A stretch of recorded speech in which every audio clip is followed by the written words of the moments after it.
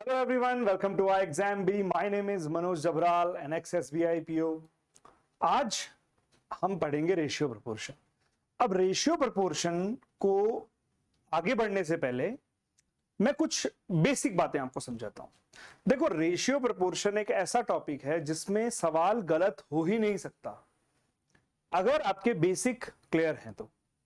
ठीक है, तो रेशियो प्रोपोर्शन को सीधा आगे बढ़ने से पहले हम ये समझते हैं कि भाई रेशियो प्रोपोर्शन में क्या ऐसी चीजें हैं जिन्हें हमें पहले जिनका ध्यान रखना है और क्या ऐसी चीजें हैं जिन्हें हम बाद में सॉल्व कर सकते हैं। ठीक है, तो देखो, मान लो मैं आपसे कहता हूं कि भाई राम और श्याम है, दो दोस्त हैं राम और श्याम।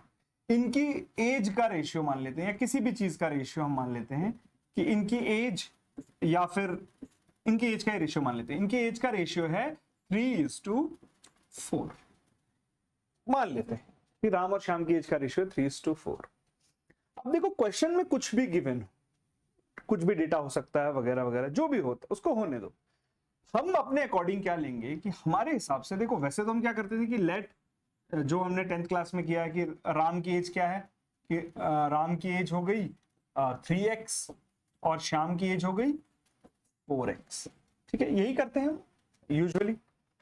ये जो x है इसका मतलब क्या होता है कि भाई अगर मैं यहां पर 3x/4x लिख दूंगा तो x से x कैंसल आउट हो जाएगा, तो बात तो वही बनेगी कि 3:4 ही रहने वाला है, राइट। लेकिन हम क्या करेंगे, कई केस में हम ये करेंगे कि इसको हम 4 ही मान लेंगे कि भाई श्याम की उम्र 4 है, राम की उम्र 3 है। ठीक है, अब कब ऐसा मानना है कब ऐसा नहीं मानना है ये बाद का विषय। अभी जो मैं समझाना चाह रहा हूं कि कुछ केस में हम इन्हें x लेंगे और कुछ केस में हम बिना x के भी सॉल्व कर पाएंगे। अब उसका कारण क्या है कि हम बिना x के भी इसे सॉल्व कर पाएंगे। जैसे मान लो अगर एक सिंपल सी बात होती कि भाई राम की जो एज है, अगर यही क्वेश्चन में ऐसा होता कि राम की एज है 30 साल और राम और श्याम की एज का जो रेशियो दिया हुआ है वो दिया हुआ है 3/4, बोला कि श्याम की एज फाइंड आउट करो, तो भाई मैं अपने हिसाब से सवाल को सॉल्व कर लेता हूं। मैंने कहा राम की एज मेरे हिसाब से 3 है, मेरे हिसाब से 3 है, सवाल के हिसाब से 30 है, तो 3 बराबर 30, तो 1 बराबर 10 हो गया। ठीक है, श्याम की एज मेरे हिसाब से 4 है और 1 बराबर अगर 10 है तो 4 बराबर क्या होगा, 40। आंसर खत्म। अभी क्वेश्चन ऐसा नहीं आएगा, बट क्वेश्चन का ये हिस्सा तो हो सकता है। एज इट इज तो क्वेश्चन नहीं आएगा कि भाई श्याम की उम्र फाइंड आउट करो, बट किसी भी क्वेश्चन में ये उसका पार्ट हो सकता है। ठीक है, अब देखो, अब आप बोलोगे सर वो तो ठीक है लेकिन x कब लेना है और कब नहीं लेना। अब देखो, मान लो मैं आपसे कहता हूं कि श्याम की एज और राम की एज में 5-5 ऐड कर दो। श्याम की एज और राम की एज में 5-5 ऐड कर दिया, यानी 5 साल बाद की बात मैं आपसे बताता हूं।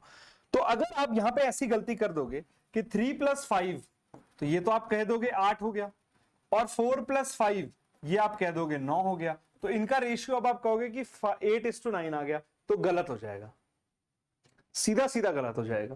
क्योंकि देखो, हमने राम की एज कितनी निकाल दी थी 30, इसमें 5 साल जोड़ दो कितना हो गया 35।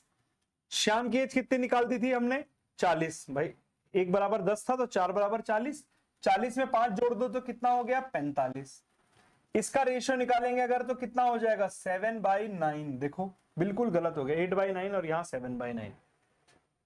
तो जब हम कुछ ऐड कर रहे हैं या कुछ सब्ट्रैक्ट कर रहे हैं तब हमें ये सब काम नहीं करने। ठीक है, जैसे जैसे हम आगे बढ़ेंगे इन चैप्टर में वैसे वैसे हमें और क्लैरिटी होती चली जाएगी। ठीक है, तो रेशियो प्रोपोर्शन कुछ नहीं है, बस इसमें ये याद रखना है किसके हिसाब से बात चल रही है और क्यों चल रही है। अब किसके हिसाब से क्या मतलब है, देखो जैसे सपोज करो मैं आपसे कहता हूं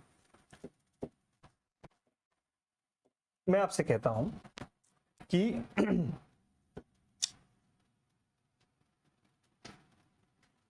जैसे मैंने आपसे कहा कि भाई किसी की सैलरी और इनकम, किसी की सैलरी और उसकी एक्सपेंडिचर का रेशियो बोल रहा हूं, सैलरी और एक्सपेंडिचर का रेशियो गिवन है कि भाई 5:2 है, 5:2। या फिर ऐसे मान लो किसी की सेविंग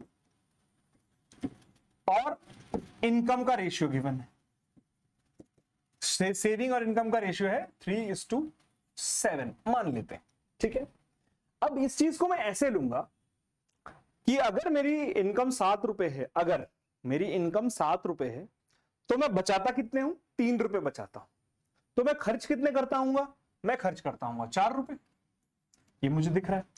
अब ये सब आपस में रिलेटेड है, ये सब किसके रिस्पेक्ट में? अगर मैं बात करूं सेविंग की, अगर मैं बात करूं एक्सपेंडिचर की यानी खर्चों की, ये सब किसके रिस्पेक्ट में हो रहे हैं? इनकम के रिस्पेक्ट में। तो अगर इसी क्वेश्चन में मैं आपसे बोल देता कि भाई बताओ एक्सपेंडिचर और इनकम का रेशियो बताओ, तो आप बोल देते भाई 4/7, सिंपल है, ठीक है। तो हमें ये देखना है हम किसके रिस्पेक्ट में बात कर रहे हैं। ये परसेंटेज में भी काम आता है।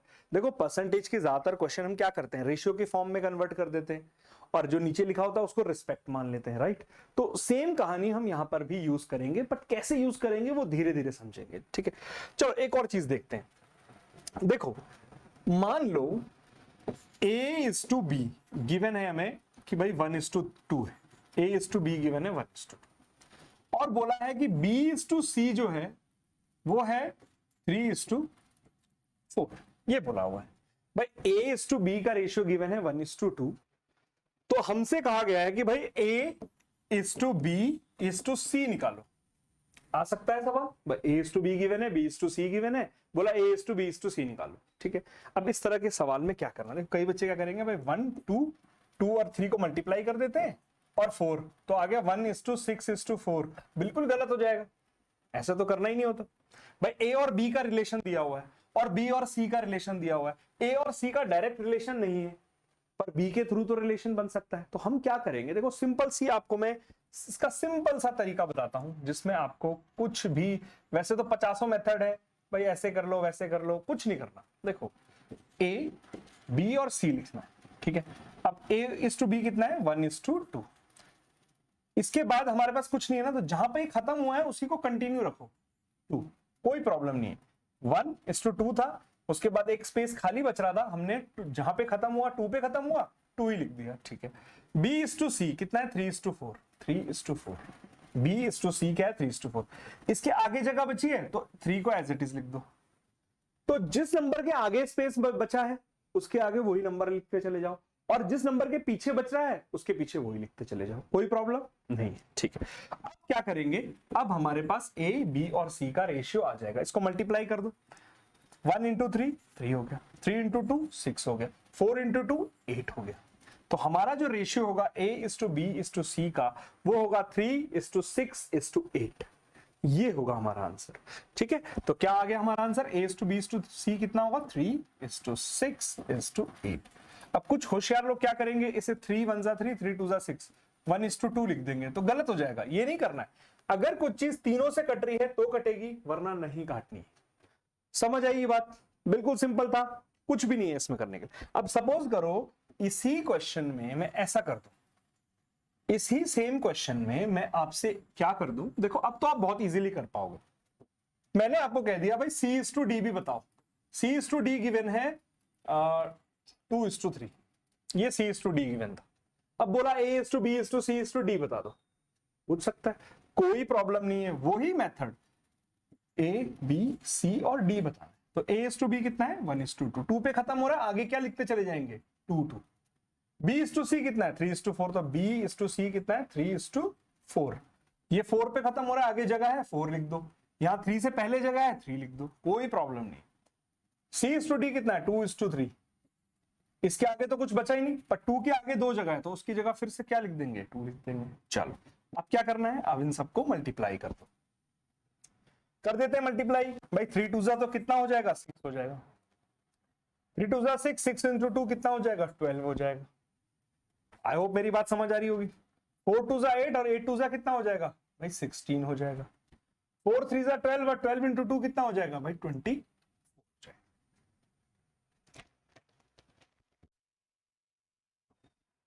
अब देखो सबके सब 2 से कट रहे हैं ना, बिल्कुल कट रहे हैं, तो 2 से काट दो, 2 × 3 = 6, 2 × 6 = 12, 2 × 8 = 16 और 2 × 12 = 24। अब ऐसा है कोई सबसे कट रहा है, देखो 3 से ये भी कट रहा है, ये भी कट रहा है, ये भी कट रहा है, लेकिन 8 नहीं कटता। तो अब हमारा आंसर आ चुका है 3:6:8:12।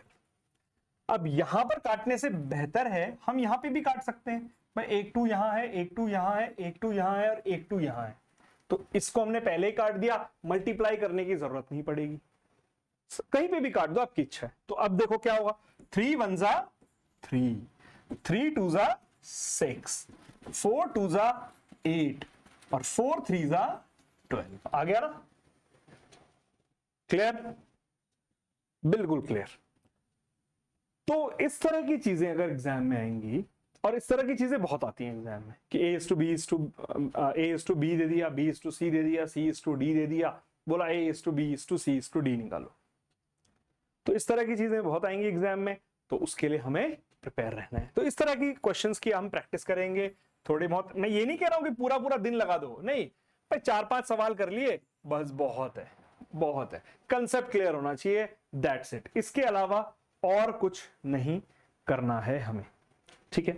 अब एक छोटी सी चीज मैं आपको और ऐड कराता हूं, ठीक है, उसी का कंटिन्यूएशन हम नेक्स्ट वीडियो में करेंगे। देखो आज के जो वीडियो है ना, इसमें मैं आपको प्रॉपर क्वेश्चन नहीं बता रहा, अभी इसमें मैं आपको सिर्फ बता रहा हूं रेशियो प्रोपोर्शन को देखना कैसे, भाई समझना कैसे है, रेशियो प्रोपोर्शन क्या होता है, ठीक है।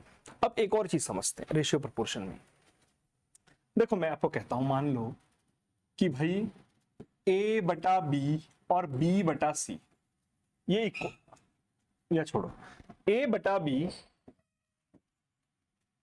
और C/D ये रेशियो में है, ये इक्वल रेशियो है, ठीक है, जिसमें A/B गिवन है 1/2 और C की वैल्यू गिवन है 15, बोला D की वैल्यू निकालो। तो कुछ बड़ी चीज है आपके लिए भाई, C की जगह 15, D की वैल्यू निकालनी है, तो D कितना आ जाएगा 30, कोई बड़ी चीज है नहीं है, मैं ये मान के चलता हूं ये बेसिक चीजें आपको आती होंगी, ठीक है। तो इस चीज के ऊपर मैं ज्यादा फोकस नहीं करना चाह रहा हूं। तो किस चीज के ऊपर फोकस रहेगा हमारा? हमारा फोकस रहेगा, देखो सपोज करो मैं आपसे कहता हूं कि एक दूध वाला है, ठीक है, उसके पास 2 बर्तन है।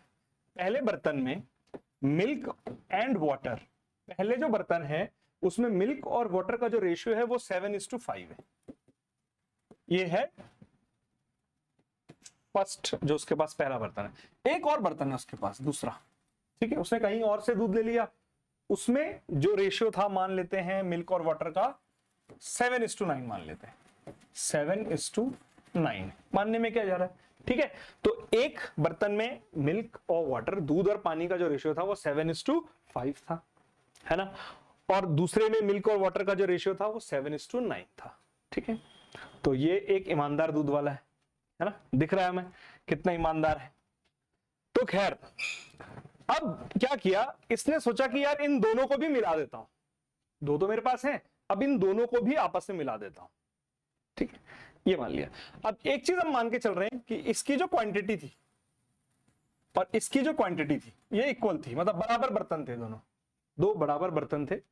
एक बर्तन में जो दूध और पानी का रेशियो था वो 7:5 था, दूसरे बर्तन में दूध और पानी का रेशियो था वो 7:9 था। अब उस दूध वाले ने क्या किया, इन दोनों बर्तन को एक तीसरे बर्तन में डाल दिया, दोनों बराबर थे, मान लो 10 लीटर, मैं एग्जांपल दे रहा हूं, 10x लीटर ये था तो x लीटर दूसरा था, दोनों को मिला के अब 2x लीटर हो गया उसके पास, ठीक है, मिला दिया। अब इन दोनों को मिला दिया, अब सवाल ये आया कि अब जो नया बर्तन में ये दूध और पानी है इनका रेशियो बताओ। सवाल बड़ा साधारण सा था कि अब जो ये नया बर्तन है उसमें दूध और पानी का जो रेशियो होगा वो हमें बताना है। तो कैसे बताएं, क्या करें? ऐसा देखो सिंपल सी बात है, मैं पहले बर्तन की मैं बात करता हूं, मिल्क और वाटर, ध्यान देना इस चीज को, मिल्क और वाटर का रेशियो क्या था 7:5। दूसरे बर्तन की अगर मैं बात करूं तो मिल्क एंड वाटर का रेशियो क्या था 7:9, ठीक है। वैसे तो हम क्या मानते थे x, मैं कह रहा हूं x मत मानो, हमें पता है दोनों बराबर होने चाहिए, दोनों की क्वांटिटी कितनी होनी चाहिए, इक्वल होनी चाहिए भाई। अगर एक x लीटर था तो दूसरा भी x लीटर था, दोनों टोटल इक्वल था। मैं अगर मान लूं कि भाई दूध 7 लीटर है और पानी 5 लीटर है, मान लेते हैं, तो टोटल कितना हो रहा है इनका 7 + 5 यानी 12 लीटर मेरे हिसाब से। अभी हम अपने हिसाब से सवाल करते हैं, एग्जामिनर पे बाद में आएंगे, ठीक है। चलो दूसरे बर्तन में अगर मैं मान लूं कि 7 लीटर दूध था और 9 लीटर पानी था, तो टोटल कितना होना चाहिए 16 लीटर। लेकिन ये दोनों तो अलग अलग आ रहे हैं भाई, एक 12 लीटर आ रहा है, एक 16 लीटर आ रहा है, पर दोनों इक्वल होने चाहिए। तो देखो रेशियो को ना छेड़ते हुए मैं अगर इन इक्वल को छेड़ दूं पहले, मतलब इन दोनों को मैं इक्वल करने की कोशिश करता हूं। अब कैसे करूं मैं इक्वल? देखो 12 और 16 का एलसीएम कितना होता है? 48 होता है भाई। 16 3 48 और 12 चक्कू 48। 12 इंटू 4 48, 16 इंटू 3 48। तो अगर मैं क्या करता हूं, इसको 3 से मल्टीप्लाई कर देता हूं और इसको भी 4 से मल्टीप्लाई कर देता हूं, तो मेरे दोनों 48 हो गए। बिल्कुल हो गए। लेकिन इसको अगर मैंने 3 से मल्टीप्लाई किया तो इसको भी 3 से मल्टीप्लाई करना पड़ेगा और इसको भी 3 से मल्टीप्लाई करना पड़ेगा। कोई फर्क पड़ेगा? नहीं पड़ेगा। देखो मैं बताता हूं, 7 इंटू 3 अपॉन 9 इंटू 3, वैसे तो टोटल हो गया इसका 21 और इसका टोटल हो गया 27। 27 प्लस 21 48 होता है, ये तो मुझे दिख रहा है। लेकिन क्या मेरा रेशियो बदला? बिल्कुल भी नहीं बदला। देखो 3 से 3 कट गया तब भी 7/9, यहां से 3 7 29, 3 9 27, तब भी 7/9 ही रहा। कोई फर्क नहीं पड़ा, बिल्कुल भी नहीं पड़ा। तो ये काम मैं कर सकता हूं कि भाई मैंने इसको 3 से मल्टीप्लाई कर दिया, इसको भी 3 से मल्टीप्लाई कर दिया, इन दोनों को। मेरी बात समझ आई सबको? है ना? मैं इसको हटा देता हूं। ठीक है, अब मैंने इस वाले को 4 से मल्टीप्लाई किया था तो इसको भी 4 से मल्टीप्लाई कर देता हूं, इसको भी 4 से मल्टीप्लाई कर देता हूं। अब देखो क्या होता है जब मैंने ऐसे किया। तो अब मैं कह रहा हूं कि भाई मेरे पास 28 लीटर दूध है इस बर्तन में और 20 लीटर पानी है इस बर्तन में, इनका टोटल कितना हो रहा है? 48 लीटर। चलो ठीक है, मानने में क्या जा रहा है? कुछ भी नहीं जा रहा मानने में, तो 48 लीटर। अब मैंने कहा दूसरा बर्तन था, उसमें अगर 21 लीटर दूध हो और 27 लीटर पानी हो, भी उसका टोटल कितना होने वाला है? 48 लीटर। और ये दोनों इक्वल हैं? हाँ इक्वल हैं। इसमें पहले बर्तन में दूध और पानी का रेशियो 7:5 है। हाँ है 7:5। दूसरे बर्तन में दूध और पानी का रेशियो 7:9 है। हाँ बिल्कुल है 7:9। तो कोई प्रॉब्लम तो नहीं होने वाली, बिल्कुल। अब दोनों को हमने मिला दिया। अब एक बात बताओ भाई, दूध जब मेरे पास 28 लीटर दूध पहले बर्तन में था और 21 लीटर दूध दूसरे बर्तन में था, तो टोटल कितना होगा मेरे पास? 49 लीटर दूध हो जाएगा। बिल्कुल हो जाएगा। पहले बर्तन में 20 लीटर पानी था, 27 लीटर पानी दूसरे बर्तन में था, टोटल कितना लीटर पानी हो जाएगा? 47 लीटर पानी हो जाएगा। बिल्कुल हो जाएगा। तो रेशियो क्या आ गया? 49:47 मेरा आंसर है। अब ये जो सवाल है देखो दिखने में कॉम्प्लिकेटेड है, वैसे तो हम इसे मिक्सचर एलिगेशन एक और टॉपिक है उसमें सीखेंगे कि और कैसे किया जा सकता है, बट इस कंसेप्ट को समझो। ये कंसेप्ट आपके बहुत काम आने वाला है कि हमने क्या किया, हमने प्लस करके देखा। जब हमें दोनों को इक्वल रखना है या किसी पर्टिकुलर रेशियो में रखना है, वो भी हम सीखेंगे, तब ये कंसेप्ट यूज होगा। तो आई होप आपको ये चीज समझ आई होगी। ठीक, इसके नेक्स्ट वीडियो में हम इस तरह की कुछ और क्वेश्चंस करेंगे। स्पेशली हम उन क्वेश्चंस को देखेंगे जो एग्जाम में आए हुए हैं इसी तरीके के। Till then, thank you very much.